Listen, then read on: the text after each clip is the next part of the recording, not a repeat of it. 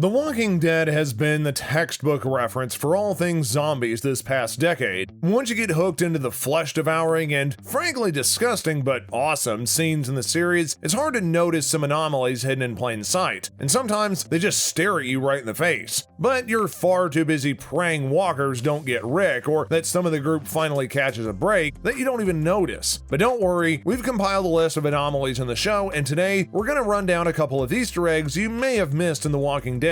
Hey guys, welcome to the channel. If you can, like this video and subscribe, as well as hit that post notification bell so that way you're kept up to date on all the stuff that we're putting out. Okay, let's rip the band-aid off this thing and spill the secrets. The Walking Dead is by far an awesome show, seeing how the series, which is exhaustively broadcast on AMC in the US and internationally through the Fox Network Group, has survived 10 seasons. It's pretty much a success, depending on who you ask. The show, which premiered on the 31st of October 2010, is one of the most watched shows on television, with over 14 million views in the first season alone. But even with all those eyes glued to the show, it's still pretty easy to miss some of these Easter egg moments because, let's face it, zombies are quite distracting. Anyway, enough with the chit-chat. Kings County. The show pays tribute to a number of personalities and even references other shows. One such instance is the name of Rick Grimes' hometown of Kings County, which is a fictional town in Atlanta, Georgia. But in truth, the show's writer named the town in honor of fellow horror-apocalyptic loving author Stephen King. Another Easter egg in the first episode of the show is after Rick wakes up in the hospital to an apocalyptic world. After rambling through the deserted hallways of the hospital, he finally gets outside, only to be greeted by abandoned military equipment, one of which was a helicopter with a crescent sign to the 17th Cavalry. If you pay attention in history class, you'll know that this was the division General George Custer led into a slaughter back in the 19th century, which is pretty accurate, because the walkers would have been slaughtering the military in the first weeks of the outbreak. The pirate governor. After being kicked out of his town in Woodbury and deserted by everybody, the governor became a nomad wandering the deserted streets of Atlanta with a duffel bag and an eye patch looking like a hobo pirate. Not an impressive one at that. After a woman and her family rescued him from the streets, the showrunners felt that they needed to complete his pirate look, and we see the governor waking up on a pillow with a parrot strategically placed on his left shoulder. I guess they felt a pirate wasn't complete without his very own parrot. The Umbrella Corporation. In a brief scene in season 5, we see Michonne and, weirdly enough, an octagon umbrella-looking symbol on the wall. Suppose you've seen the Resident Evil franchise or even played the video games, which in that case, you probably know the Umbrella Corporation is the organization responsible for starting the zombie outbreak in that movie. Weird how we see symbols of their insignia on The Walking Dead. Weird indeed. We're not pointing fingers and saying that they started the zombie apocalypse in the show, but hey, they're not off the hook either. Bible verses for the dead. After surviving Terminus and finally reuniting with some of the people they lost, this group found Gabriel, a preacher who was trapped on a rock after he left the confines of his church in search for food. He brings the group back to the church, where he later reveals that he locked out his congregation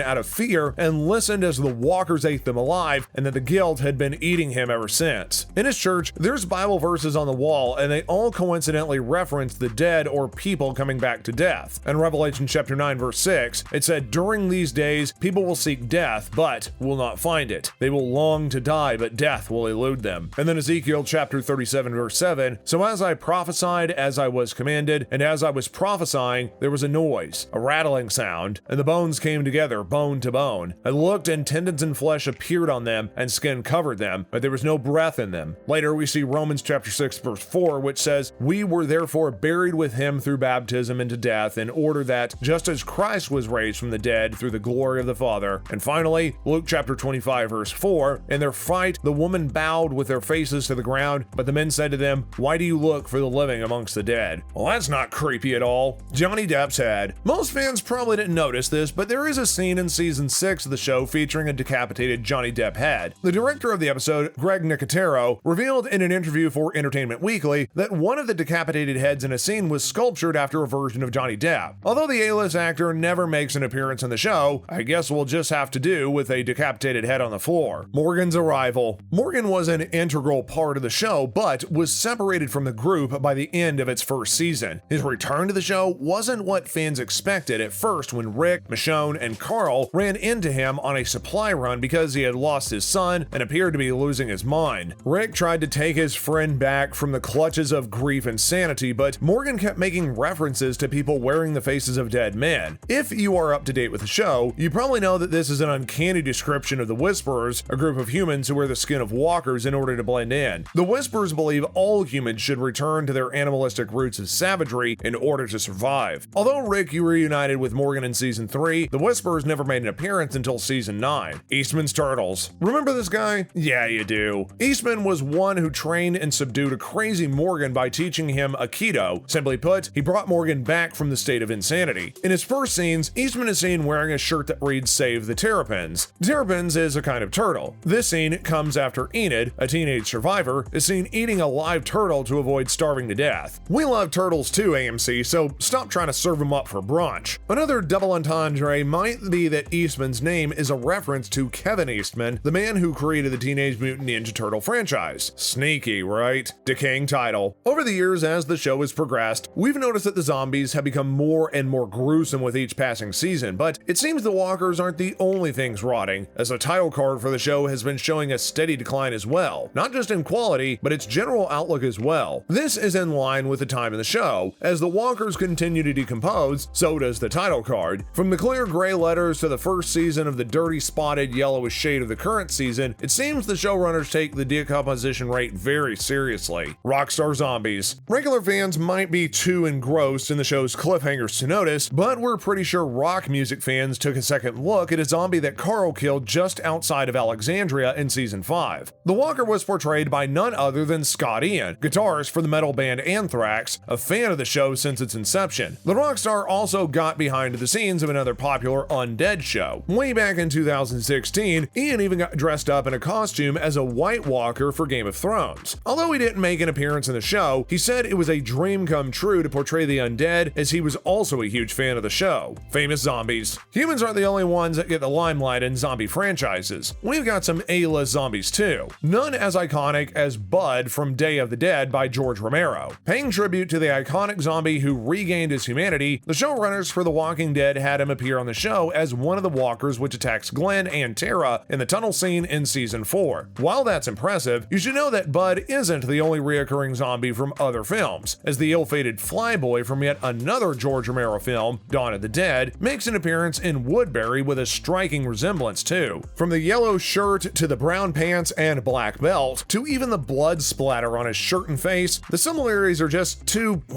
similar to miss. Comic book adaptations. For us comic geeks, we knew that the show was an adaptation of a comic book graphic novel with the same name, and for those that didn't know, well, now you do. Making a comic book into a movie or series isn't always as straightforward as it seems. The creators of The Walking Dead show did make some changes to the original script of the comic, and even went so far as to adding entirely new characters to the show, and boy are we glad they did. Some of these improvised characters are some that we've come to love. One in particular is a bow-wielding, rugged-looking, soft-hearted tough guy. Yep, you guessed it. Daryl was not in the comics. In fact, the producers loved his audition for the role for his on-screen brother, Merle, so much that they created an entirely new character on the spot just for him, and the fact that he turned out to be a crucial part of the main cast is, frankly, genius to say the least. So that's gonna be it for today's video. Did you know of any of the Easter eggs that we'd mentioned, or maybe is there any we missed? We would love to hear about it in the comment section down below, and who knows, we might just make another video with more mind-blowing twists and double entendres.